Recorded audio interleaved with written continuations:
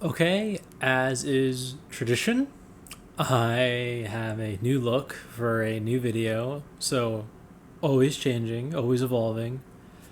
Also, new place, so won't be recording in like that old white room again. Now you can see just a little bit of my living room, I guess. Yeah, this is a new kind of video. This is not an essay video like the writing with fiction or writing fiction, whatever I end up calling it. It's not a comic book review. This is purely just me making a pseudo audio version of one of my stories. This is a short story, one of the first few that I wrote that was intended as a short story. Yeah, if you enjoy it, please like and subscribe. I hope to do more of these. This short story will definitely be finished. I've already recorded it. Probably will have to split it in 3 parts or also be like a super long video. But yeah, if you enjoy it, please like, comment, and subscribe. And check out the rest of the channel. Maybe even read the rest of it on my website because it's already finished on the website. This video probably will be the first of 3 just to finish this one story. So yeah, you can find out. Don't spoil it for anyone. That would be a dick move.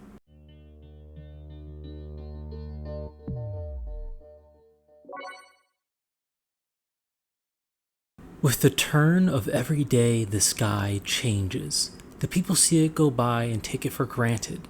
They never think to thank those who make sure they aren't blinded or deafened by the infinite white or consuming darkness. They do look up at the sun and thank it for its rays. The Lion of the Day knows that the sun is him and takes such thanks as his own. He forgives the mortals for their naiveness. The Hound of the Night Sky never receives such thanks, but believes that he desires none because they all sleep during his reign and they ask him for no other favors. During each period of time, the Lion and the Hound switch between themselves, one taking its rest during the service of another. During both the day and night, another watches over the people. She is blind to them by day and ignored by them at night.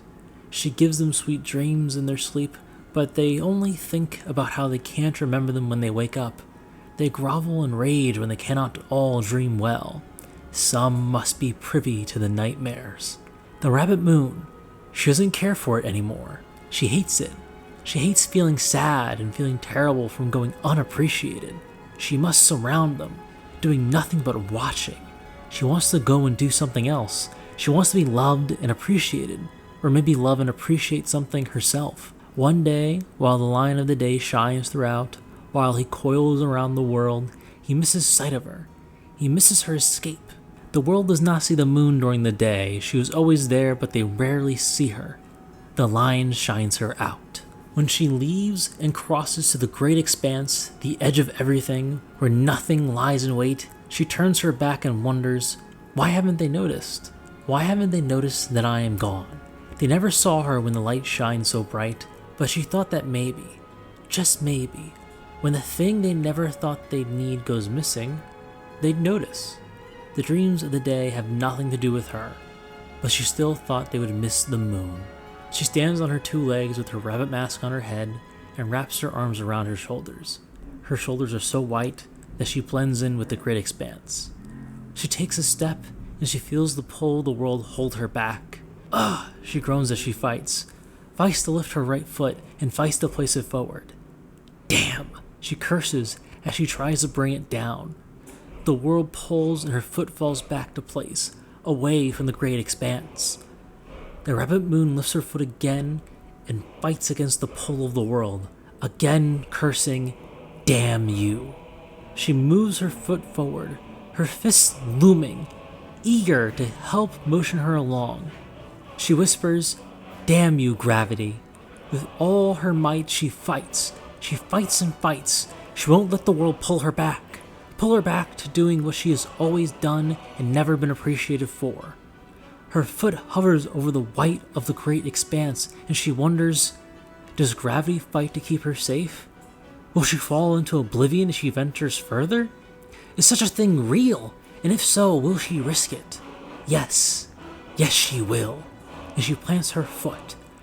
Her foot lies flat as if the ground were there, like with everything else. She lifts her heel and forces it back down again and again to see, It works like everything else. Then, without a second thought, she runs.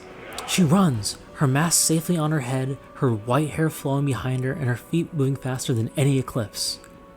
She runs and runs, screaming at the top of her lungs, "Damn you, gravity! Damn you!" She is gone. Gone into the great expanse. When the Lion of the Day senses that the time for the night has come, she looks out at the universe around him, where the dead worlds lie, the ones who've had their time. He holds his body around the world as if it were a cub, and he hears the Hound coming, the wolf that darkens the world. The Hound of the night sky skulks and saunters. He dips his head as if he has gone without any rest as he laid by the great expanse. As with every day that came before this one, since the dawn of the beginning, the Lion of the Day uncoils from the world, but doesn't feel that bump. Not just any bump, like the bump one feels when they rub their elbow, when one places their hand over their knee. They don't think of it when they feel it. The bump is natural. The bump is always supposed to be there. Why wouldn't it?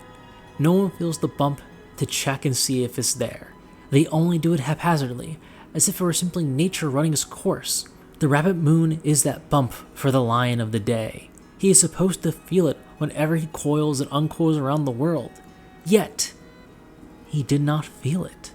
As he uncoils and releases the world, the Hound of the night sky coils around it and doesn't even notice. He only sighs and rests his head as the world goes to sleep. He closes his eyes, trying to get some rest. He can't sleep when he's around the world. The beating of the mortal hearts always keep him from that perfect second of falling asleep. That silly second that looks at one exhausted and holds them one moment away, right before the alarm goes off. The Hound of the night sky continues his shift as he has for many days and eternities and eternities. The Lion of the Day, he combs over the Hound of the night sky, inspecting the stars and the constellations and galaxies that cover his fur coat. The Hound opens one gleaming white gem, only to see the Lion pestering him, but he lets it go. The Lion can't find the moon. He wonders where she could have gone. He moves away from the Hound, leaving the Hound be. He calls to the dead worlds and the guardians he made to maintain them, and the chance they flourish again. The cherub come to the Lion of the Day as he walks, and from the all of the universe, across all the dead stars and planets, the cherub come to him. Tiny lights, nothing more than circles capable of order and movement, except for one cherub, Seb. The Lion of the Day, he asks for the cherub to answer his question, "Where is the rabbit moon?" The cherub, all together, they try to remember, and they cannot. They never noticed her move and go. They never noticed her face nor her pain. They all just let her go, never thinking that she would not be there. The Lion of the Day, he wonders and he fears what the mortals may do without their dreams, and they may go mad without their good sleep. He knows the Hound of the night sky does not care. He knows that the Hound's nose is the only way to find her. The Lion dismisses the cherub, the zillions upon zillions of little lights that are mere specks in the light of a lion's mane. They all separate and fly away. The Lion waits and he rests. The world turns dark with the Hound, allowing the Lion to close his eyes without any distraction until his time has come again. To the Lion, time moves so fast, as if it's nothing. And when he goes to meet the Hound, he summons one cherub to him, Seb. Seb can hardly fathom how the Lion sees him. The great day that expands over the beyond sees him and speaks to him. The Lion of the Day orders him, "When I cover the world, tell the Hound to look for the moon." Seb has been given a task that no other of his kind receives. In a day, he's gone from looking over the dead to speaking to the greats. He thinks that maybe he should thank the rabbit moon when the Hound finds her. Then he realizes something so very strange and profound. As the Lion of the Day takes his sweet time to relieve the Hound of the night sky, Seb wonders, "Why don't you use your voice?" Seb has never spoken before. He thinks and the other cherubs hear, but he's never the speaker. He was chosen for this by pure chance and proximity. He likes the sound of his voice, even though he speaks very fast. He wonders if he made a mistake, though. The Lion of the Day turns his head to the light that is too small even to taste. He tells Seb, "I do not speak to the Hound." And that was that. When the Hound of the Night Sky recoils from around the world, he does so eagerly. He recoils, and he allows the Lion of the Day to take his place, without noticing the moon or trading a word with the lion. The lion coils around the world and sees the mischief the Hound did not care for. The mortals endured a night with no moon and no dreams. With the lion, the world is set ablaze. The Hound of the Night Sky walks away, and the cherub chases after him. The Hound is as encompassing as the lion, but his fur is the night sky, and Seb learns his size. Seb moves to his ear and asks, "May I have a moment of your time? I don't mean to be a bother of any kind, it's just that, well, you see, oh great one, we have a problem. A very, very, very big problem. Like, the lion told me to tell you that the problem is so big, only you can fix it." The Hound turns his head, and his white gems stare at Seb. Seb wonders why he was so afraid of the lion. The Hound would eat him and not care how he'd taste. The Hound only wants to sleep. Seb doesn't wait for the Hound to speak, though. The Hound of the Night Sky has never spoken. "I'm so very sorry. The rabbit moon is gone, oh great one, and the lion said that only you can find her. Please find her, please." "I'd rather not see what happens if the lion finds out I told you, but you didn't go, or you didn't find her. I'd rather not be his next meal, and The Hound turns his back to Seb and begins his long trek to the edge of everything, the great expanse. Seb mutters to himself in a low voice, not so low that the Hound doesn't hear, but so low that the Hound doesn't care. "I'd rather not be his meal more than the other guy. There's so little that these oh-so-great ones give us to do, and yet they never treat us with respect. You'd wonder why neither of their mothers come by and say hello." Wait, do great ones have mothers? I don't think they do now that I think about it. I don't think I have a mother either. Oh well, what do I do now? Whatever the cherub does, the Hound of the Night Sky doesn't care. He wanders to the edge of everything to sniff out the rabbit moon when he'd rather be failing in his attempts to sleep. The Hound of the Night Sky stands on all four legs at the edge between all the universe and the white of the great expanse. He sits with his head up and stares into it. He sniffs once, then twice, but on the third sniff he catches the scent he recognizes. But he does not know it. He howls and it rings through the cosmos. The Lion of the Day lifts his head from across the universe to growl, "What is that damn wolf doing now?" With what he believes to be the scent of the rabbit moon, he takes off after her. He has no need to fight against gravity. Gravity has no desire to hold him. Not that it ever could.